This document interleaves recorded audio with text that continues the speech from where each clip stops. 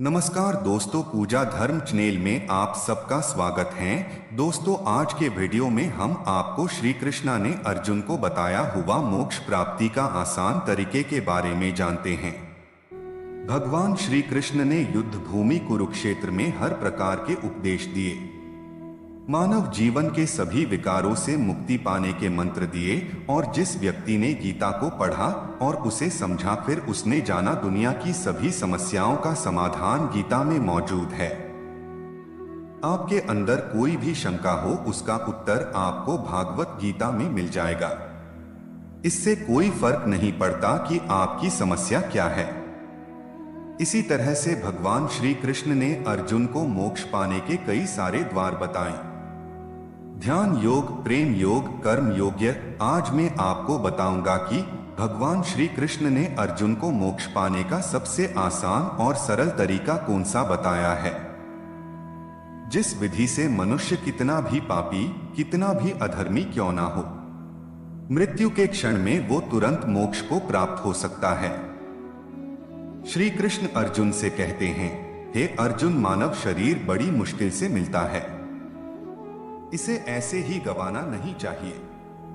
देवता भी मानव शरीर की आकांक्षा करते हैं, लेकिन मनुष्य की अज्ञानता इतनी है कि इस मोक्ष के अवसर को वह गंवाता रहता है, अपना पूरा जीवन भोग विलास में बिताता है। इतना ही नहीं, मनुष्य का मृत्यु का जब क्षण होता है, उस समय भी वासना उसका पीछा नहीं छोड़ती, और इसीलिए मृत्यु के समय जो वासना उसके मन में सबसे शक्तिशाली होती है, उसी वासना के मुताबिक उसे अगला जन्म मिलता है। दरअसल भगवान श्री कृष्ण द्वारा दी गई ये एक गुप्त विद्या है, ये एक मरने की विद्या है, और जो इस विद्या को जान लेते हैं, वह अपने जीवन में कितने ही पापी क्यों ना रहे हो, किंतु मृत्यु के समय इस विद्या का उपयोग करके वह उस परमात्मा का ध्यान करके मोक्ष को प्राप्त हो जाते हैं। मोक्ष अर्थात जन्म मरण से मुक्ति। फिर दोबारा वह इस पृथ्वी पर नहीं आते। पृथ्वी के अनेक सुख और दुखों से दूर आनंदमय हो जाते हैं। अर्जुन पूछता है, हे केशव, मृत्यु के समय बड़ा ही कष्ट होता है, अब चाहे वह किसी घातक हथियार के जरिए हो या फिर प्राकृतिक मृत्यु हो, क्या इसे आसान बनाने का कोई तरीका नहीं है? कृष्ण कहते हैं, हे अर्जुन, यह प्रश्न मृत्यु को आसान बनाने का नहीं है, बल्कि जीवन मृत्यु के चक्र से निकलकर मोक्ष प्राप्त करने का है। कृष्ण ने कहा, यदि व्यक्ति मृत्यु के समय मेरी बताई हुई विधि को अपनाएगा, तो वह सीधा मेरे परमधाम को प्राप्त हो जाएगा। अर्जुन ने पूछा, हे प्रभु, वह गोपनीय ज्ञान विधि क्या है?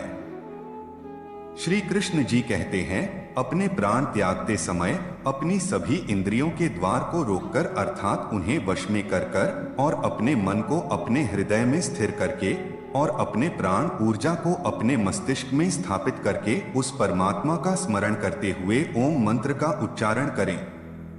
मनुष्य जीवन भर कितना ही पापी क्यों ना रहा हो, उस व्यक्ति को मोक्ष प्राप्त होगा। देखा, कितनी आसान विधि बताई है भगवान श्री कृष्ण ने। ओम केवल एक शब्द नहीं है, सभी मंत्रों का परम मंत्र है। इसकी महिमा अनंत है।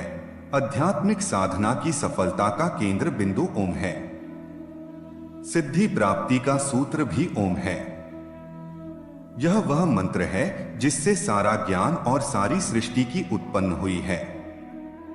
इस ब्रह्मांड को जन्म देने वाला भी यह परम मंत्र है। जीवन में ओम के उच्चारण से शरीर के हृदय कमल में आत्मा की ज्योति हमेशा प्रकाशित रहती है, और मृत्यु के समय जब कोई मनुष्य का ओम का उच्चारण एक सुर में करता है, तो इस क्षण में आत्मा और परमात्मा दोनों ही महासुख में होते हैं, आनंद में होते हैं, और दोनों ही मिलने के लिए एक दूसरे से व्याकुल हो जाते हैं। जैसे युगों युगों से बिछड़े हो, सभी सांसारिक सीमाओं को तोड़कर एक दूसरे के भीतर समा जाने को व्याकुल हो जाते हैं।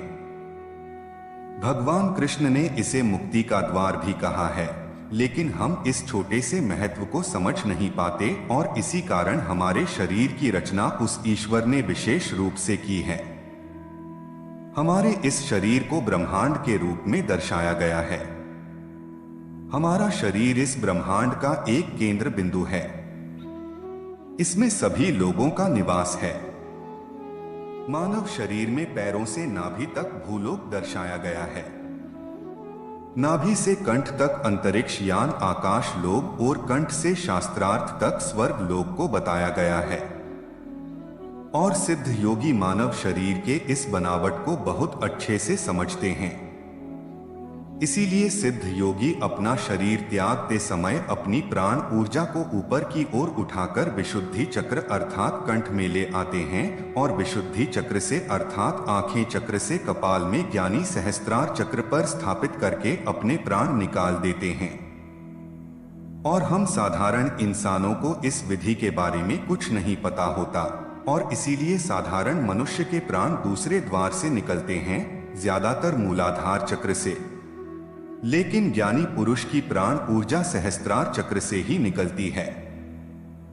ज्ञानी पुरुष की मृत्यु के समय सहस्त्रार चक्र यानी उसके कपाल की तरफ से क्षतिग्रस्त हो जाता है और इसीलिए सनातन धर्म में मनुष्य की चिता जलाते समय उसकी कपाल पर दंडित से मारने की प्रथा चली आ रही है।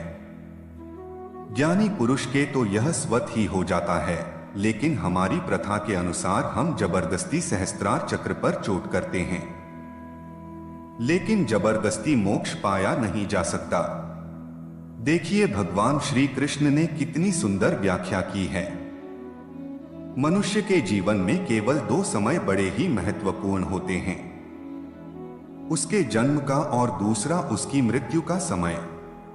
जो मृत्यु के समय अपने होश में रहकर ओम का ध्यान कर लेता है वह परमात्मा में विलीन हो जाता है। यह थी भगवान श्री कृष्ण द्वारा मोक्ष प्राप्ति की सबसे आसान विधि। तो मुझे उम्मीद है कि आपको ये जानकारी पसंद आई होगी। अगर आप हमारे चैनल पर पहली बार आए हो तो चैनल को सब्सक्राइब करें। धन्यवाद।